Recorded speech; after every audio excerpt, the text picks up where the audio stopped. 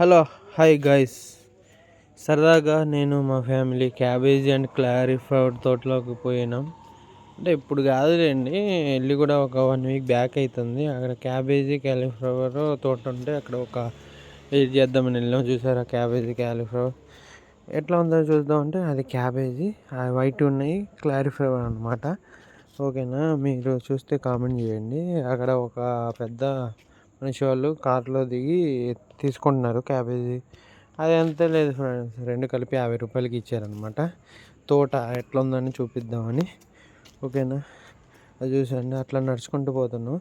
ఈ మొత్తం ఇటు సైడ్ మొత్తం క్యాబేజీ, ఇటు సైడ్ మొత్తం క్లారిఫ్లవర్ అనమాట. క్యాలీఫ్లవర్ తోట ఈ మొత్తం.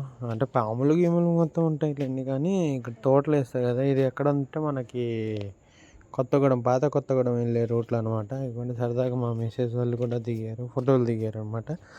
మా మా కూతురు, మా మిస్సెస్ అనమాట.